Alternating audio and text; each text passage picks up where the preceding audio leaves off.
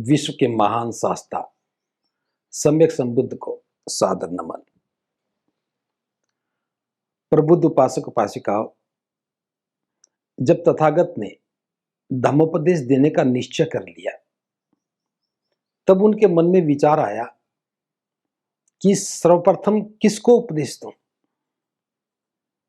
इसके लिए सोचने लगे। तब उन्हें आचार्य आलार कालम का नाम याद आया। आचार्य आलार कालम विद्वान थे, समझदार थे, बुद्धिमान भी थे और उनकी बुद्धि निर्मल थी। सिद्धार्थ ने आचार्य आलार कालम से 7 चरण तक की ध्यान साधना सीखी। एक बार एक बड़ी अद्भुत घटना घटी। सिद्धार्थ ने आचार्य आलार कालम से पूछा कि हे आचार्य, जितना जितना आपने हमें सिखाया वह सब मैंने जान लिया, अब इससे आगे क्या है। आलार कालम भी बड़े अद्भुत थे। उन्होंने सिद्धार्थ से कहा कि हे सिद्धार्थ, तुम मेरे प्रिय शिष्य हो, तुम्हारी बुद्धि बड़ी कुशाग्र है। जो मैं जानता था सब सिखा चुका हूं। अब मेरे पास इसके अतिरिक्त और कुछ सिखाने के लिए नहीं है। अगर तुम्हें और सीखना है तो आगे जाओ। तब तथागत ने सोचा, अगर मैं आचार्य आलार कालम को उपदेश देता हूं तो एक तो वो ज्ञान से परिपूर्ण हो जाएंगे, उनका भी कल्याण होगा और उनके पास बहुत सारे विद्यार्थी सीखने के लिए आते हैं, वे उन्हें भी और अच्छे तरीके से सिखा पाएंगे। लेकिन तभी उन्हें पता चला कि अब वे दुनिया में नहीं है। फिर आचार्य उद्दक रामपुत के बारे में सोचा। वे भी विद्वान थे, उनकी भी अच्छी ख्याति थी। वहां जाकर के सिद्धार्थ ने 8वें चरण की ध्यान साधना को सीखा। उनसे भी ऐसा ही पूछा कि हे आचार्य, इसके आगे क्या है। और आचार्य उद्दक रामपुत का भी यही उत्तर था कि जितना मैं जानता था सब सिखा दिया, इससे आगे मेरे पास सिखाने के लिए कुछ और नहीं है। और सीखना है तो आगे जाओ। तब तथागत ने सोचा, आचार्य उद्दक रामपुत भी पात्र हैं, तो मुझे उन्हें ही धम्मोपदेश देना चाहिए। फिर पता चला कि वो भी दुनिया में नहीं रहे। तब और आगे सोचने लगे, अब किसको ढूंढा जाए। तो इसी चिंतन मनन की प्रक्रिया में 5 परिव्राजकों का ख्याल आया, जो निरंजना नदी के तट पर साथ में थे। तपश्चर्या के दौरान जो काया क्लेश का अभ्यास कर रहे थे, उसमें वे सहभागीदार थे। उस समय उन्होंने बड़ी सेवा की थी, लेकिन अब वो नाराज थे। सुजाता ने जब पायस बना करके सिद्धार्थ को दी, सिद्धार्थ के द्वारा पायस ग्रहण करने मात्र से ही वो 500 परिव्राजक नाराज हो गए थे।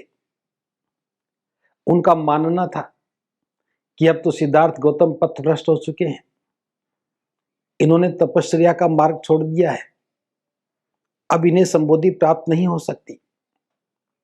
वे 500 के 500 परिव्राजक नाराज होकर के चले गए थे।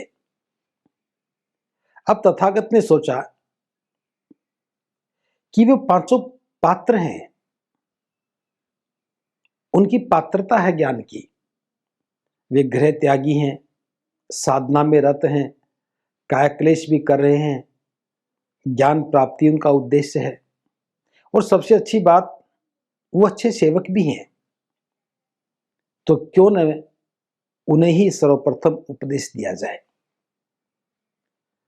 यह विचार करके तथागत ने उनकी खोज प्रारंभ की। अब उन्हें कहां ढूंढा जाए?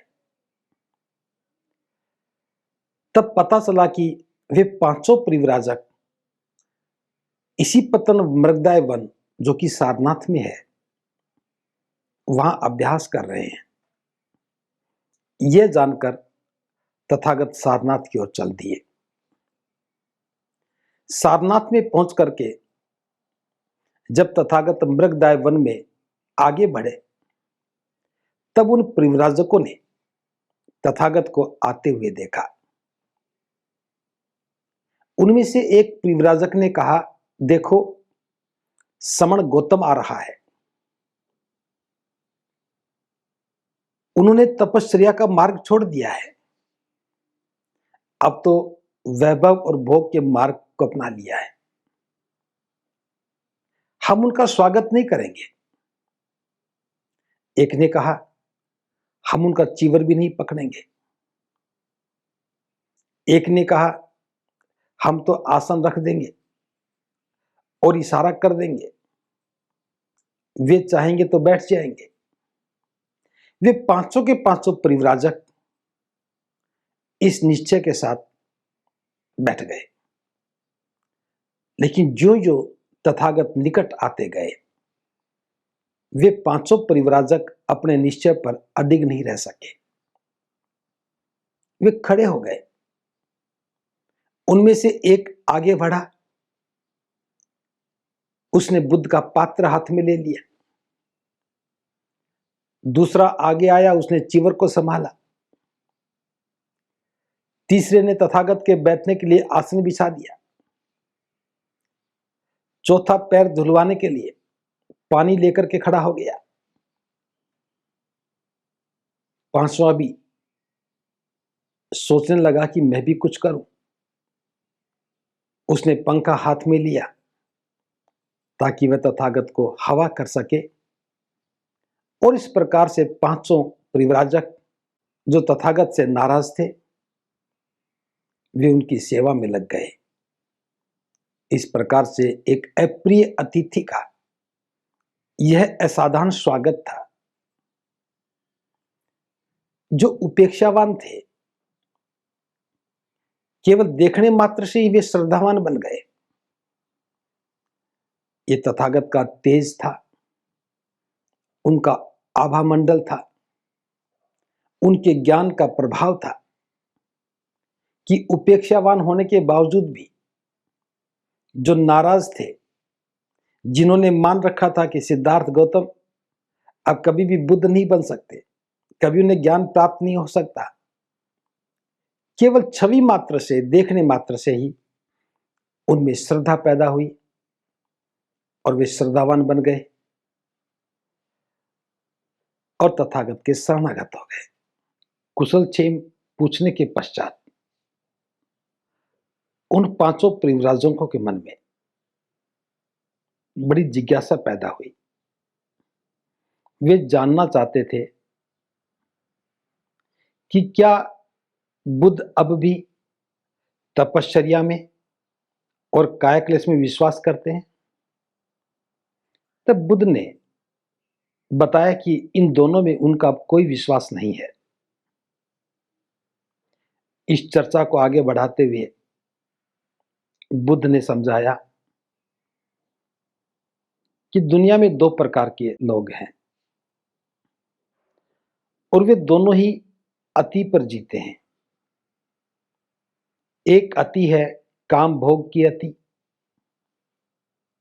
ऐसे लोग जो काम भोग में लगे रहते हैं, उनका विश्वास है कि खाओ पियो और मौज उड़ाओ, कल सभी को मरना तो है ही, इसलिए मरना है तो खाना पीना ही चाहिए।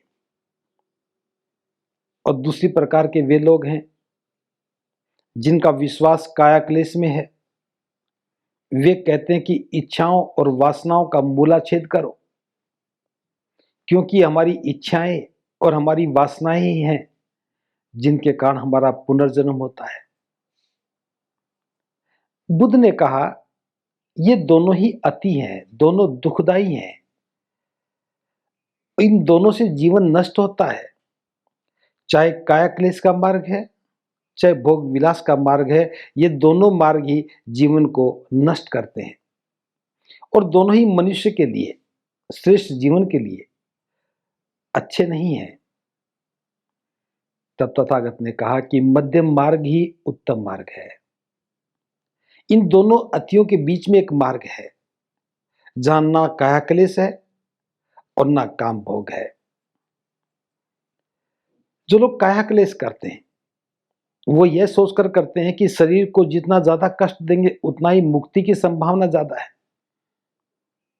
लेकिन तथागत ने कहा है कि शरीर को कष्ट देने से, काया क्लेश करने से वासनाओं पर मुक्ति नहीं पाई जा सकती। मुक्ति कब मिलेगी? जब आप लोग अपने आप पर विजय पा लेंगे, तभी आप काम तृष्णा की अग्नि से मुक्त हो सकेंगे। जब तक आप में सांसारिक काम भोगों की कामना बनी रहेगी और स्वाभाविक इच्छाएं आपको दूषित करती ही रहेंगी। इसलिए आपको अपनी शारीरिक आवश्यकताओं के अनुसार ही खान पान को ग्रहण करना चाहिए। किसी भी तरह की कोई आसक्ति हो, सभी प्रकार की विषय आसक्ति मनुष्य को कमजोर बनाती है। जो व्यक्ति आसक्त है, वासनाओं का गुलाम है, वह अपनी वासनाओं के कारण ही वासनाओं का गुलाम बनता है। इसलिए बुद्ध ने कहा कि काम भोगों की इच्छा करना अपमानजनक है और अभद्र है। इसलिए प्रत्येक व्यक्ति को अपने शरीर की स्वाभाविक आवश्यकताओं की पूर्ति करना आवश्यक है। इसमें कोई बुराई नहीं है। शरीर को स्वस्थ बनाए रखना हमारा एक कर्तव्य है। अगर हम शरीर को स्वस्थ नहीं बनाए रखेंगे तो हमारा मनोबल और हमारा जो दृढ़ संकल्प है वह कभी भी नहीं बना रहेगा। और अगर मनोबल नहीं बना, अगर हमारा शरीर स्वस्थ नहीं है, तो कभी भी हम अपने जीवन में प्रज्ञा का दीप कभी भी प्रज्वलित नहीं कर सकते। जो व्यक्ति विषय वस्तु में संलग्न रहते हैं वे वासनाओं में आकर्षण ढूंढते हैं। यह तो एक निम्न कोटि का मार्ग है जो अहितकर भी है। तपश्चर्या का और कायाक्लेश का मार्ग ये दुखदाई मार्ग है। तो बुद्ध ने कहा इन दोनों अतियों के बीच में जो एक मार्ग है वह मध्यम मार्ग है और मैं इसी की देशना देता हूं। तब उन परिव्राजकों ने पूछा, जब हम आपको छोड़ करके आ गए थे तब आपने क्या किया? तब बुद्ध ने उत्तर दिया कि मैं उर्वेला से चल करके बोध गया पहुंचा और वहां एक पीपल के नीचे बैठ करके ध्यान लगाया और 4 सप्ताह ध्यान साधना करने के बाद उन्हें संबोधि प्राप्त हुई और यह नया मार्ग का आविष्कार हुआ। तब परिव्राजक ये जानकर अधीर हो गए कि अब ये हमारे मित्र सिद्धार्थ गौतम नहीं है। उन्हें विश्वास हो गया कि अब ये सम्यक संबुद्ध हैं, ज्ञान प्राप्ति हो गई है, संबोधि प्राप्ति के बाद ये बुद्ध बन गए हैं। तब उन्होंने तथागत के सामने निवेदन किया कि आपने जो मार्ग खोजा है, जिस सदम की आप देशना देते हैं, आप हमें विस्तार से समझाएं।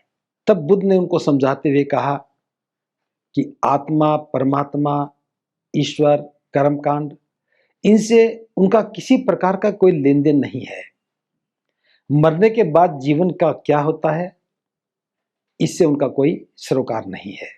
बुद्ध ने कहा, मेरे धम्म का केंद्र बिंदु मनुष्य है। एक व्यक्ति का दूसरे व्यक्ति के साथ अच्छे संबंध का होना नितांत आवश्यक है, क्योंकि जीवन संबंधों से चलता है और यही मेरे धम्म का पहला आधार स्तंभ है कि एक व्यक्ति का दूसरे व्यक्ति के साथ अच्छा संबंध होना चाहिए।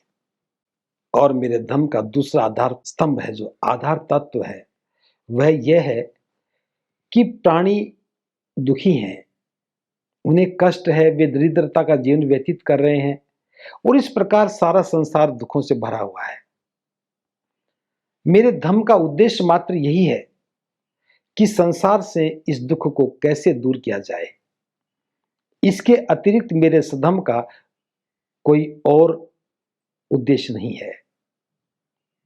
इसके लिए केवल दुख के अस्तित्व को स्वीकार करना है और स्वीकार करने के बाद दुख को दूर करने का मार्ग दिखाना है। बुद्ध ने कहा, जो इसे स्वीकार नहीं करता, जो दुख को स्वीकार नहीं करता, दुख के अस्तित्व को स्वीकार नहीं करता, तो वह कभी भी दुख से मुक्ति नहीं पा सकता। हे परिव्राजकों, दुख को दूर करना ही एक प्रमुख समस्या है और जो ये ना समझ पाए वह समण नहीं है। जो व्यक्ति दुख को समझ नहीं सकता, दुख के महत्व को नहीं जानता और उससे बाहर निकलने का उपाय नहीं करता, मैं उसे समण स्वीकार नहीं करता हूं। तब परिव्राजकों ने पूछा कि हे तथागत, आप हमें यह बताएं कि धम्म के द्वारा, धम्म के माध्यम से दुख को दूर कैसे किया जा सकता है। तब तथागत ने उत्तर देते हुए कहा, यदि प्रत्येक मनुष्य धम्म के अनुसार पवित्रता के पथ पर चले, धम्म परायणता के पथ पर चले और शील मार्ग पर चले, तो सभी दुखों का अंत किया जा सकता है और इसी धम्म का मैंने आविष्कार किया है। तब इसी पर चर्चा करते हुए तथागत ने कहा, सबसे पहले व्यक्ति को पवित्रता के यानी कि निर्मलता के पथ पर चलना चाहिए और पवित्रता के पथ के लिए तथागत ने 5 मापदंडों की बात कही। जिस व्यक्ति के जीवन में मापदंड नहीं है वह पतित ही रहता है और क्योंकि वो जानता नहीं कि वो पतित है, इसलिए आवश्यक है कि व्यक्ति के पास कोई न कोई मापदंड होना चाहिए ताकि वो अपने जीवन को माप सके और श्रेष्ठ जीवन का निर्माण कर सके। तो इसके लिए तथागत ने 5 शीलों का जिक्र किया। पहला शील है पाणातिपाता वेरमणि सिक्खापदं समादयामि, मैं प्राणी हिंसा नहीं करूंगा, ऐसी मैं शिक्षा ग्रहण करता हूं। दूसरा शील है अदिन्ना दाना वेरमणि सिक्खापदं समादयामि, मैं दूसरे की वस्तु की चोरी नहीं करूंगा, ऐसी शिक्षा ग्रहण करता हूं। तीसरा शील है कामेशु मिच्छाचारा वेरमणि सिक्खापदं समादयामि, मैं किसी प्रकार का दुराचार व्याभिचार नहीं करूंगा, ऐसी शिक्षा ग्रहण करता हूं। चौथा शील है मुसावादा वेरमणि सिक्खापदं समादयामि, मैं झूठ नहीं बोलूंगा, चुगली नहीं करूंगा, किसी प्रकार की निंदा नहीं करूंगा। और 5वां शील है सुरा मेरिया मज्जपमा दट्ठाना वेरमणि सिक्खापदं समादयामि, कि मैं किसी प्रकार का नशा नहीं करूंगा, कच्ची पक्की शराब का सेवन नहीं करूंगा। प्रबुद्ध उपासक उपासिकाओं, ये 5 मापदंड हैं, ये 5 शील हैं। जो व्यक्ति इन 5 शीलों को आचरण में उतार लेता है वह दुखों से बच जाता है। अगर हिंसा नहीं करता है उसे क्रोध नहीं आएगा। जिसने क्रोध पर काबू पा लिया वह किसी से लड़ाई नहीं करेगा, वह किसी से झगड़ा नहीं करेगा, किसी की मार पिटाई नहीं करेगा। क्योंकि जब कोई व्यक्ति दूसरे को कष्ट देता है तो उसके जीवन में कष्ट ही लौट करके आते हैं। इसलिए बुद्ध ने कहा, अगर सुखी रहना चाहते हो तो परहिंसा से बचो। जो व्यक्ति परहिंसा से बच गया, उसने पहले शील का पालन कर लिया, उसके जीवन का मापदंड हो गया। और जो शीलवान है, जो हिंसा नहीं करता है, क्रोध नहीं करता है, उसके मन में धीरे धीरे करुणा और मैत्री पैदा होने लगती है और करुणा मैत्री का व्यवहार सुख का आमंत्रण है, जीवन सुखी होने लगता है। जो व्यक्ति चोरी करता है, भले ही चोरी एक बार करे, जीवन भर डरता है। जो चोरी करता है वह जीवन भर डरता है और डरना ही तो दुख है। इससे मुक्ति चाहते हैं तो ईमानदारी का जीवन जिए, दूसरे की वस्तु पर बुरी नजर से उसे अपना बनाने की कोशिश ना करें, उसे चुराने की कोशिश ना करें। जीवन सुखी रहेगा। चोरी करने के बाद व्यक्ति दुखी रहने लगता है। तीसरा सील है सदाचरण का।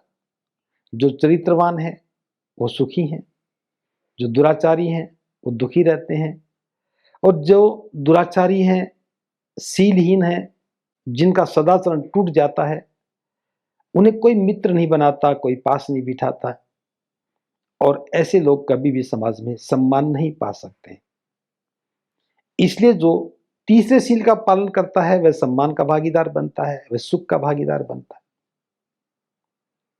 चौथे मापदंड पर चर्चा करते हुए बताया कि जो झूठ बोलता है, चुगली करता है, वह अविश्वसनीय हो जाता है, उस पर कोई विश्वास नहीं करता है, और विश्वास नहीं करने की वजह से उसका कोई मित्र भी नहीं बनता है, उस पर कोई भरोसा भी नहीं करता है, और ऐसे व्यक्ति का जीवन दुखी रहता है। और पांचवा सील तो बहुत महत्वपूर्ण है। जो नशा करता है, किसी भी प्रकार का नशा करता है, उसका जीवन नष्ट हो जाता है। नशा करने वाला व्यक्ति धन भी खो देता है, शरीर भी बेकार हो जाता है, धनहीन हो जाता है, निर्धनता आ जाती है, और ये दुख का आमंत्रण है। जो सीलहीन है वो दुखी है, जो सीलवान है वह सुखी है। तो 5 सीलों का पालन करने मात्र से ही हमारा चित्त निर्मलता में स्थापित होता है। बुद्ध ने इसे पवित्रता का पथ कहा है, निर्मलता का पथ कहा है। तो प्रत्येक व्यक्ति को अच्छे जीवन की कामना के लिए, जीवन को सुंदर बनाने के लिए, जीवन को श्रेष्ठ बनाने के लिए 5 सीलों का पालन करना चाहिए, और निरंतर इसको अभ्यास में बनाए रखना चाहिए। धम्म प्राणता का पथ, जो दूसरा मार्ग है वह धम्म प्राणता का पथ। धम्म प्राणता का पथ का अर्थ है मध्यम मार्ग। जो व्यक्ति मध्यम मार्ग पर चलता है, मध्यम मार्ग को समझता है, वह सुखी हो जाता है, वह अपने दुखों का अंत कर लेता है। तब प्रश्न यह पैदा होता है कि मध्यम मार्ग क्या है? मध्यम मार्ग है दो अतियों के बीच में, जो अभी थोड़ी देर पहले जिक्र किया था। दो अतियों के बीच का जो मार्ग है, जिसमें ना तो काया क्लेश है ना काम भोग है, इन दोनों के बीच का जो मार्ग है वह मध्यम मार्ग है। तो मध्यम मार्ग को समझाते हुए तथागत ने 3 बिंदुओं पर चर्चा की है। पहला प्रज्ञा, सील और समाधि। प्रज्ञा, सील और समाधि को मिलाने से एक पूरा मार्ग बना है, उसको मध्यम मार्ग कहा है। तब हम बारी बारी से इन तीनों बिंदुओं पर चर्चा करेंगे। प्रज्ञा क्या है? कुछ लोग प्रज्ञा को ज्ञान मान लेते हैं, ज्ञान को ही प्रज्ञा मान लेते हैं। ये अधूरी बात है। प्रज्ञा का अर्थ है निर्मल बुद्धि। जब किसी व्यक्ति की बुद्धि निर्मल हो जाए तब हम कहते हैं कि वह प्रज्ञा में स्थापित हो गया। तो प्रज्ञा को समझने के लिए हमें थोड़ा और गहराई में उतरना पड़ेगा। प्रज्ञा 2 बातों से मिलकर बना है। पहला है सम्यक दृष्टि और दूसरा है सम्यक संकल्प। सम्यक का अर्थ है ठीक ठीक से जानना, ठीक ठीक समझना, और दृष्टि का मतलब है देखना। कि व्यक्ति जब ठीक से देखने लगे, किसी भी बात का मूल्यांकन ठीक से करने लगे, ठीक से समझने लगे, तब कहा जाता है कि वह सम्यक दृष्टि वाला है। तो सही अर्थों में सम्यक दृष्टि का अर्थ है अविद्या का नाश करना। सम्यक दृष्टि का अर्थ है अज्ञानता का नाश करना। जो हमारे मन में गलत अवधारणाएं बनी हुई हैं, गलत विश्वास जो बने हुए हैं, उनको खत्म करना। तो सम्यक दृष्टि का मतलब हो गया अविद्या का नाश होना, अज्ञानता का नाश होना। इसके लिए जरूरी है कि व्यक्ति अपने दुखों को स्वीकार करे, वह इस बात को स्वीकार करे कि वह दुखी है। और जब व्यक्ति दुख को स्वीकार करता है तब उसके सामने 4 श्रेष्ठ सत्य भी आते हैं, जो तथागत की बहुत अद्भुत खोज है। 4 श्रेष्ठ सत्य, जिसे हम 4 नोबल ट्रूथ कहते हैं। ये क्या है? सबसे पहले हम इस बात को स्वीकार करें कि जीवन में दुख है। तो पहली बात होगी कि व्यक्ति दुख को स्वीकार करे। जो भी दुख है उसका कोई कारण है, यह दूसरी बात हो गई। और जो भी कारण है उसका निवारण भी है। ये तीसरी बात हो गई। और चौथी बात हो गई, जिसका निवारण है उसके लिए एक मार्ग है। तो फोर नोबल ट्रूथ, चार श्रेष्ठ सत्य यही हैं कि जीवन में दुख है तो दुख का कारण है, कारण का निवारण है, उसका मार्ग है। जब हम अपने दुख को स्वीकार करते हैं तब मन में एक बात पैदा होती है कि जिस चीज से मैं दुखी हूं उसका कारण क्या है। व्यक्ति कारण खोजने लगता है। जब कारण पता लगता है तो उसका निवारण ढूंढता है। निवारण पता लगता है तो उसके लिए एक मार्ग है, उस पर चलना पड़ता है। जैसे कोई व्यक्ति बीमार हो जाए तो ये स्वीकार करता है कि मैं बीमार हूं, मुझे बुखार है, ये दुख को स्वीकार करना हो गया। फिर डॉक्टर के पास जाता है, वहां जाकर के खून टेस्ट होता है, खून टेस्ट से पता लगता है कि बीमारी मलेरिया है, मच्छर के काटने से हुई। ये दूसरा काम पूरा हो गया। अब मलेरिया है तो उसके लिए दवा चाहिए, क्लोरोक्विन की गोलियां चाहिए, तो तीसरी बात होगी दवा इलाज है। अब वो दवा कैसे लेनी है, किस वक्त लेनी है, कितने दिन लेनी है, ये एक मार्ग हो गया। तो इस प्रकार से जब व्यक्ति दुख को समझता है, उसको स्वीकार करता है, फिर उसके कारण को जानता है, कारण के बाद निवारण की ओर जाता है और उस मार्ग पर चलता है, तो उसके दुख का अंत होता है, अविद्या का नाश होता है। और इस प्रकार जब अविद्या का नाश होता है तो मन में खुशी पैदा होती है, मन प्रसन्नचित होता है। मन के प्रसन्नचित होने से बुद्धि निर्मल बनती है और व्यक्ति प्रज्ञावान बन जाता है। और बुद्धि के निर्मल होने के बाद जब कोई व्यक्ति संकल्प लेता है, कुछ काम करने का निश्चय करता है, उसे सम्यक संकल्प करते हैं। ध्यान रहे कि संकल्प लेते समय अगर व्यक्ति का संकल्प सम्यक नहीं है, यानी कि वो लोभ के वशीभूत कोई काम नहीं कर रहा है, द्वेष के वशीभूत कोई काम नहीं कर रहा है, वह इन सब से बाहर निकल करके चित्त की निर्मल अवस्था में जब कोई संकल्प लेता है, उस संकल्प को पूरा करने का प्रयास ठीक से करता है, उसका प्रयत्न ठीक से करता है। जब प्रयास ठीक से है तो परिणाम भी ठीक आता है, और ये परिणाम का ठीक आना ही बुद्धि को और ज्यादा निर्मल करता है, मन को और ज्यादा प्रसन्नचित करता है। और इस प्रकार से इन दो बातों से, सम्यक दृष्टि से और सम्यक संकल्प से पार उतर करके व्यक्ति प्रज्ञा में स्थापित होता है। तो यह मध्यम मार्ग का पहला कदम, पहला अध्याय पूरा होता है। उसके बाद दूसरी बात, सील। सील में तथागत ने तीन बातों पर जोर दिया कि व्यक्ति की वाणी विनम्र होनी चाहिए। हम अपनी वाणी को विनम्र करें, किसी को कटु ना बोलें, किसी को झूठ ना बोलें, अनहुई बातें ना कहें, किसी को अपशब्द ना बोलें। जब भी बोले सच ही बोले। लोभ के वशीभूत वाणी को विनम्र ना करें, घृणा के वशीभूत होकर के वाणी को कटु ना बनाएं। सम्यक वाणी, वाणी ठीक ठीक होनी चाहिए, हमेशा एक जैसी होनी चाहिए और विनम्र होनी चाहिए। यह सील में पहला कदम है। दूसरा बिंदु है सील का, वाणी के साथ हमारा व्यवहार अच्छा होना चाहिए, हमारा स्वभाव अच्छा होना चाहिए। हम जैसा बोलेंगे वैसा हमारा व्यवहार होगा, वैसा स्वभाव होगा। तो वाणी के बाद हमारा स्वभाव भी, व्यवहार भी सम्यक होना चाहिए। और तीसरी बात है कि आजीविका भी सम्यक होनी चाहिए। हम जो धन कमाते हैं जीवन को चलाने के लिए, आजीविका का जो भी हमारा साधन है, उसमें हमें ध्यान रखना चाहिए कि मेरे द्वारा कमाए हुए धन से किसी की हानि ना हो, किसी के प्राणों की हानि ना हो, किसी को कोई कष्ट ना हो। दूसरों को बिना कष्ट दिए जो हम धन कमाते हैं वह सम्यक आजीविका है। और सम्यक आजीविका से ही जीवन अच्छा रहता है। जब हम किसी को कष्ट देते हैं, लोभ के वशीभूत होकर के धन कमाते हैं, किसी के द्वेष के कारण हम धन कमाते हैं, किसी को लूटते हैं, तो वह धन हमें सुख नहीं देता है। वह कमाया हुआ धन सम्यक आजीविका में नहीं आता है। तथागत ने जिस प्रकार की आजीविका के लिए मना किया है, उसमें कहा है कि व्यक्ति को ऐसी कोई आजीविका का साधन नहीं करना चाहिए जिससे किसी के प्राणों की हिंसा होती हो। किसी भी व्यक्ति को गोला बारूद हथियार का कारोबार नहीं करना चाहिए। किसी को जुआ सट्टा लॉटरी का व्यापार भी नहीं करना चाहिए। दुराचार को भी कारोबार का हिस्सा नहीं करना चाहिए। तो इस प्रकार से ऐसे किसी भी साधन का इस्तेमाल नहीं करना चाहिए जिससे किसी की प्राण हिंसा होती हो, किसी को कष्ट होता हो, जिससे हमारे जीवन के मूल्य गिरते हों, मानवता को खतरा पैदा होता हो।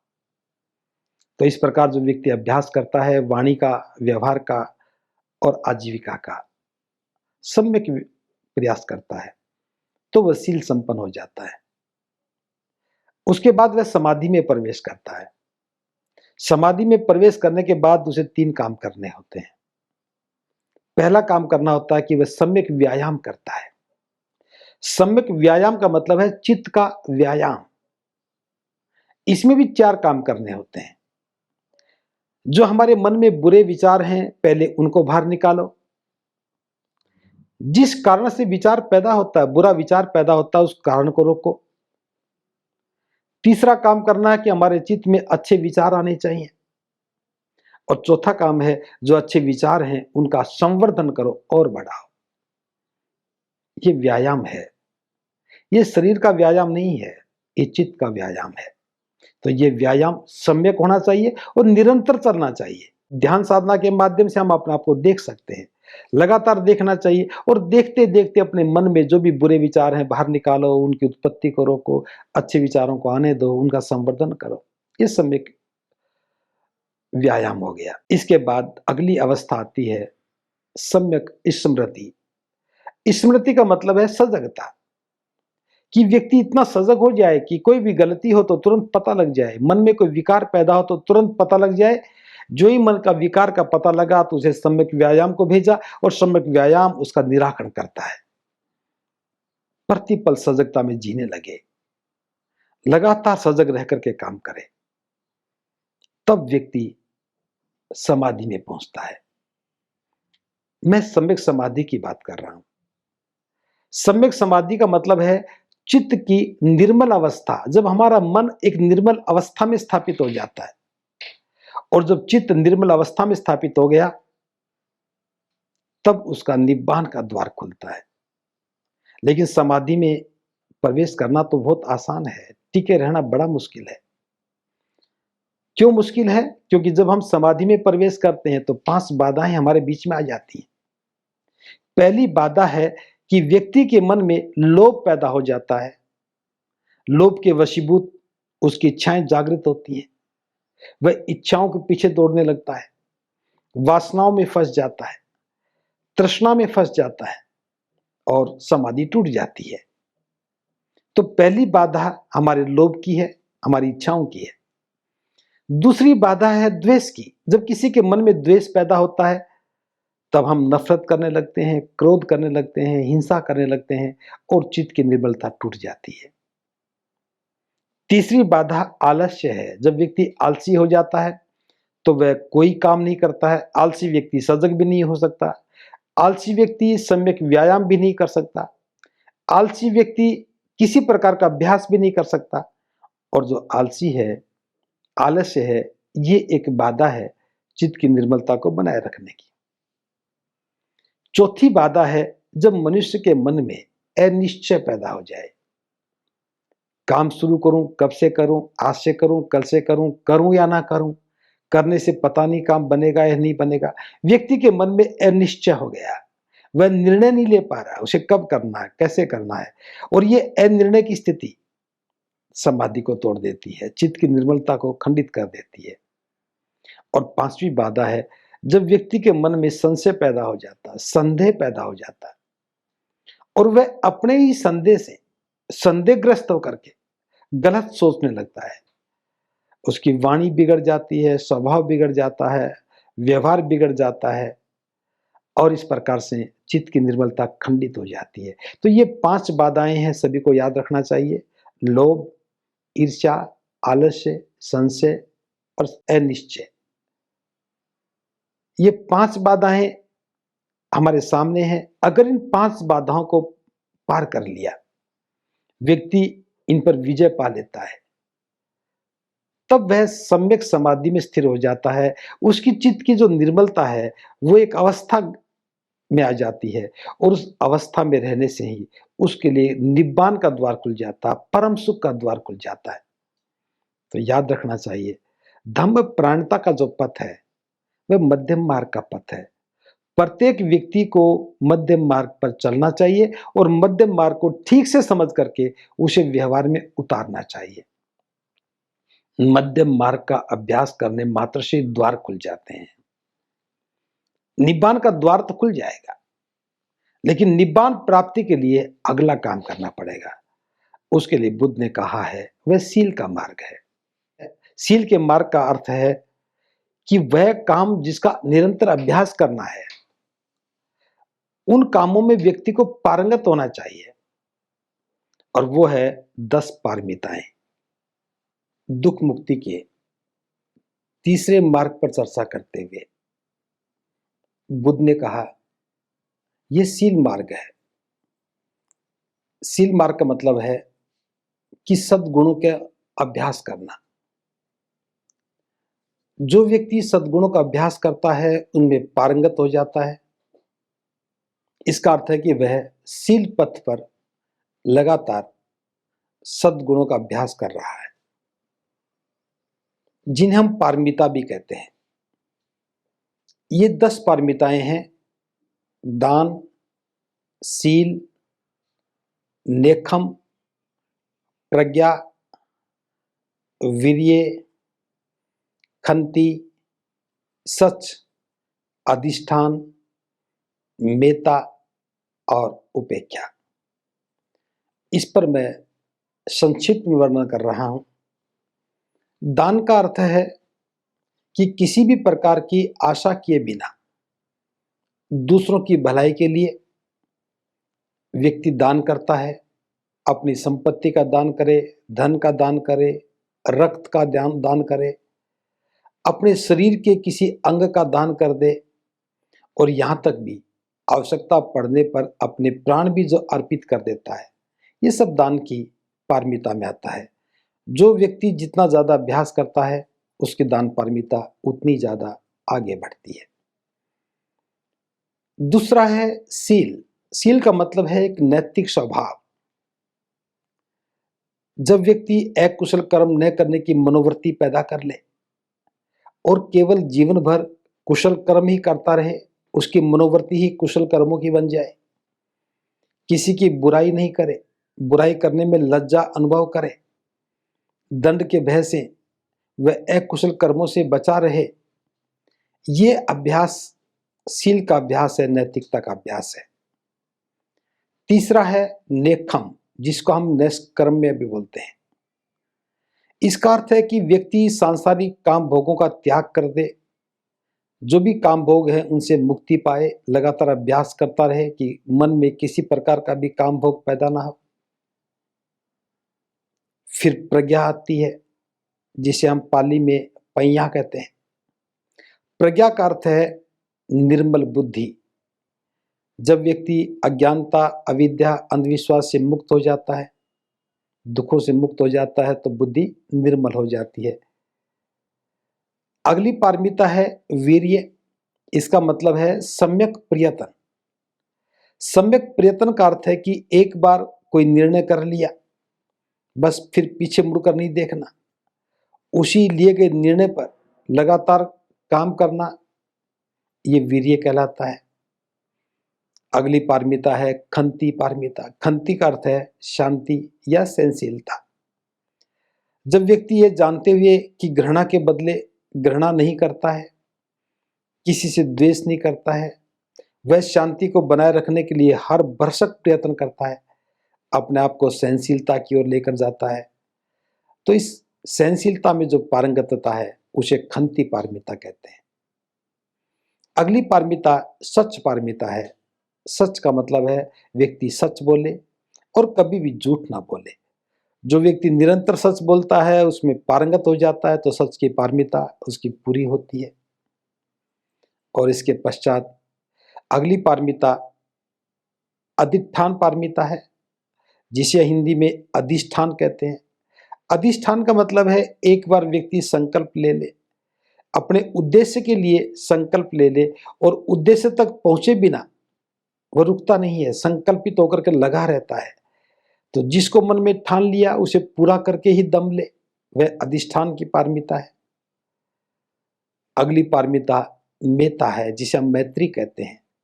सभी प्राणियों के प्रति जो भ्रातृ भावना है, सभी मित्रों के प्रति जो भ्रातृ भावना है, व्यक्ति इस भाव के साथ काम करे कि मेरा कोई शत्रु नहीं है, मन में किसी के प्रति शत्रुता का भाव ना हो। मनुष्यों को ही नहीं, सभी प्राणियों के लिए भी उसके मन में करुणा हो, प्रेम हो। इसे हम मैत्री की पारमिता कहते हैं। अगली पारमिता है उपेक्षा पारमिता, जिसे उपेक्षा भी कहते हैं, कि व्यक्ति के मन में अनासक्ति का भाव पैदा हो जाए। अनासक्ति का अर्थ उदासीनता नहीं है। अनासक्ति चित्त की एक अवस्था है जिसमें कुछ भी तो प्रिय नहीं है और कोई अप्रिय नहीं है। जब व्यक्ति के मन में यह भाव पैदा हो जाए कि कोई मेरा प्रिय नहीं, कुछ भी अप्रिय नहीं, तो इसमें आदमी स्थापित हो जाए, लगातार इस अभ्यास में पारंगत हो जाए, उसका नाम उपेक्षा पारमिता है।